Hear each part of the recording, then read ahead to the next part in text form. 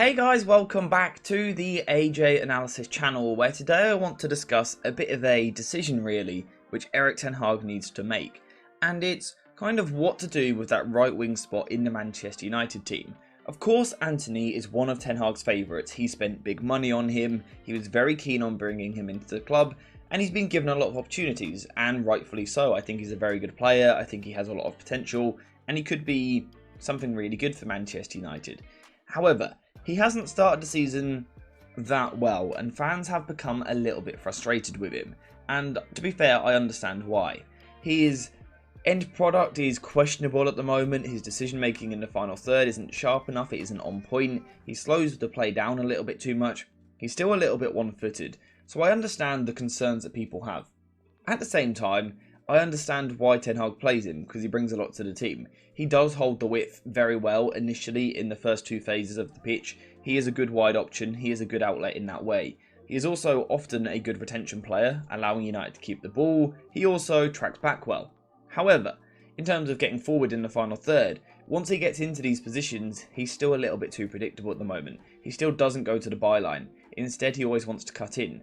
When you combine that with Aaron Wan-Bissaka getting round, who, I know he got an assist in the first game, but he's not the most exciting attacking outlet. It's leaving United a little bit toothless on this right hand side. So before we continue into the video, a quick shout out to today's video sponsor, JerseyFifa.com, the home of all of the greatest football kits. Whether that be the new latest releases or the old classic ones like this, Jersey FIFA has something for everyone, and now you can check it out yourself using the link in the description down below. And also make sure to use code JerseyFifa for 10% off when you order. And it's why I think Ten Hag should maybe put Pellistri into the mix this weekend against Nottingham Forest. Now in terms of the details of that game, we'll cover that later in the week. But I just think Pellistri might be able to offer something. Now I'm not saying here, drop Antony, give up on Antony. Of course not, I'm not reactionary like that. I just think that no player in the team should be untouchable. Antony isn't performing right now. Pellistri is having an impact every time he plays, whether that's in pre-season or from the bench. Why not give him a chance from the start? Because I think he has a lot to offer. So let's take a look at kind of what he would bring to the team if he is given a chance. And, why I think he should play. The main reason I think he should play is because initially he can do some of the things which Antony already does well. For example, I was talking about Antony is pretty good at tracking back. So is Pellistri. He actually played wing back for Uruguay, which kind of shows that he does have that defensive side to his game and is certainly hard working. He's also good at holding the width. He is a right-footed player playing on the right-hand side. So naturally, he does tend to play wide. So he ticks those two boxes of what Antony is doing already. Now, to be fair, I think he needs to work on his ball retention a little bit at times.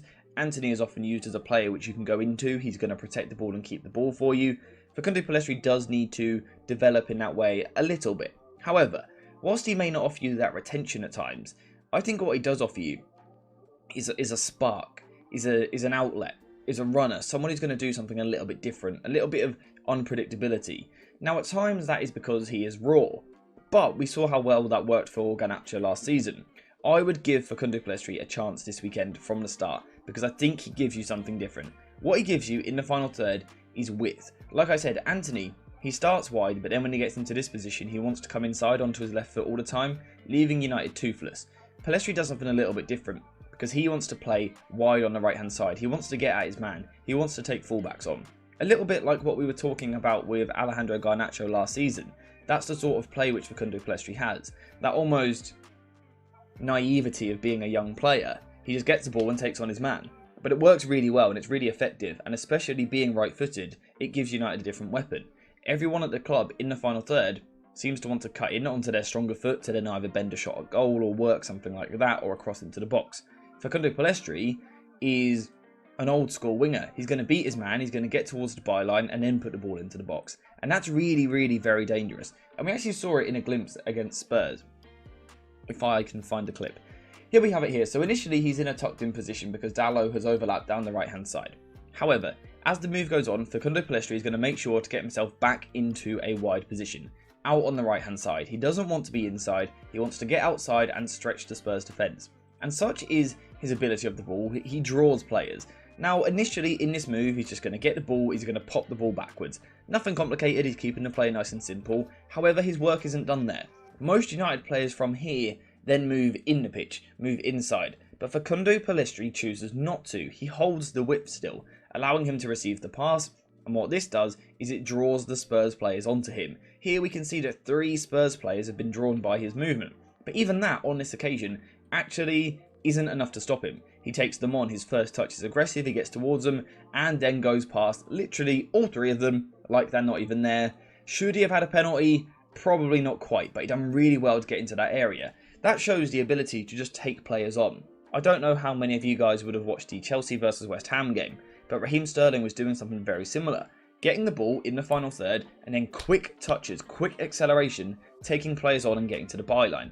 It is so difficult to deal with as a defender because you can't touch him, because if he goes down you might give away a penalty. This is what Facundo Pellistri does really well. Also by holding the width though, he provides you a chance from crosses. We can see it here, this was in pre-season. Again, he's wide right, but importantly, he's happy to play outside. He's not coming back in the pitch, he's going on his right foot. And again, on this occasion, he loops in a nice little cross into the box, he picks out Jadon Sancho, who knocks it down for Christian Eriksen. The move doesn't actually quite come to anything. But importantly, just by being direct, by being happy to go on the outside, Facundo Pellistri is giving United something a little bit different. And I wonder if it's time, basically, to do that in this Manchester United team. Again, I'm not saying give up on Antony. I think Antony's a good player and I'm actually a fan of him as a footballer.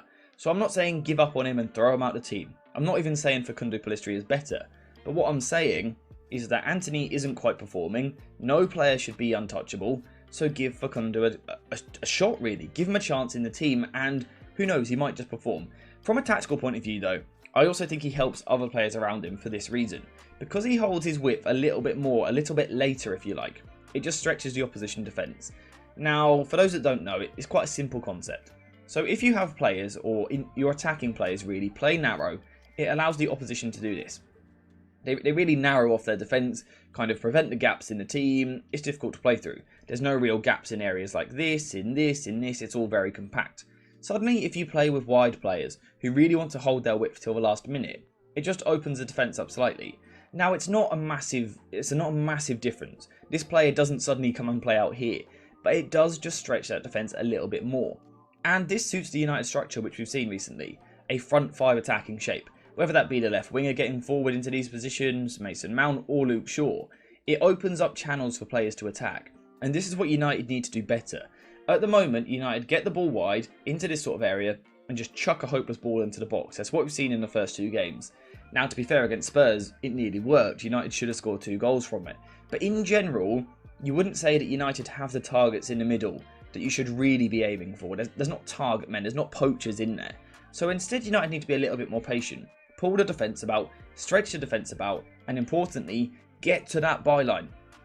Whether that be an underlapping run like this from one of the midfielders and then playing the ball, or just taking it on. Exploit it, get to the byline and get balls across the box. For me, Facundo Pellistri at the moment looks the player most capable of doing it. In the past, probably last season, and even in pre-season, we would have said Garnacho. He's not quite on it at the moment. So again, bring him out of the team. It's not a case of you giving up on him and saying he's bad, but just bringing him out of the team, giving him a chance to kind of go again whenever he comes back in, kind of go back to basics. I think it's the best thing for him at the moment. And that's why, if I was Erik Ten Hag, until Rasmus Højlund is available, what I would do is I would take Garnacho out of the team, I would take Antony out of the team. I don't think they're performing. I would put Marcus Rashford back on the left-hand side, where he is at his best, in my opinion, always has been, always will be. Use Sancho as a false 9. This could work nicely, because someone like Sancho also will be ready for cutbacks in this area, hopefully, but it also creates room maybe for Mason Mount to push into, or again Marcus Rashford if it is Luke Shaw pushing forward on that occasion. I just think Facundo Pellistri gives the team something a little bit different. Importantly, he will also help the transition as well. At the moment, you've got Antony's kind of the creative one, and then Rashford and Garnacho are your runners. But Garnacho isn't performing very well, leaving United really stale. If you put Sancho in the middle, what it can do is, as kind of like a short-term fix, is it means Sancho is now your creator, so he's the one where when you're transitioning, he's going to come a little bit shorter into areas like this, and then you've got direct players either side of him. Now, importantly, all 3 of these players are capable of going in behind, all 3 of these players are capable of playing the pass to release someone else, and Facundo Pellistri fits that. We saw countless times last season there were several different clips which I was repeatedly going through, showing you Facundo Pellistri's movement, but he's also shown in pre-season that he has pass selection on the counter-attack as well. So on this occasion he receives the ball, but importantly, his first touch is positive. Antony, again, unfortunately often slows the play down here, but not Facundo Pellistri. He's much more direct. It's a positive first touch, takes the ball forward, and then plays the ball in behind for Jadon Sancho. Now again, unfortunately, it doesn't particularly come to anything, but because of Facundo Pellistri being a little bit more direct, a little bit more front-footed, doing things that little bit faster, a little bit snappier, it makes the United attack much quicker. And I think that's what Erik Ten Hag needs. Now again, I just want to clarify, I'm not hopping on the bandwagon of Antony out. I just think that any player who has a dip in form should be rotated in a team like Manchester United, where you do have options from the bench. For me, Facundo, the young Uruguayan, is a genuine option in the short term to give United something a little bit different. Like I said, when Rasmus Højlund is available, maybe you go back to basics. Rasmus Højlund up front, Rashford left wing, Antony on the right hand side. Certainly, if that's what Ten Hag wants to do, that is his plan. Give it a shot and see if it works. But whilst that attack isn't quite working at the moment in those first two games, it's not quite clicking, why not try something a little bit different? Obviously, this isn't the only fix which needs to be made. There's changes much deeper which need to be made as well. But this is a way, in my opinion, in which Erik Ten Hag can boost the attack in the coming weeks. But let me know what you think in the comments down below. Would you stick with Antony on the right hand side? Would you go for Facundo Pellistri? Would you maybe move Jadon Sancho out wide? Mason Mount, Bruno Fernandes, could they play there? Let me know what you think in the comments down below. Apart from that, thank you guys for watching. I hope you have enjoyed it. And as always, I'll see you in the next one.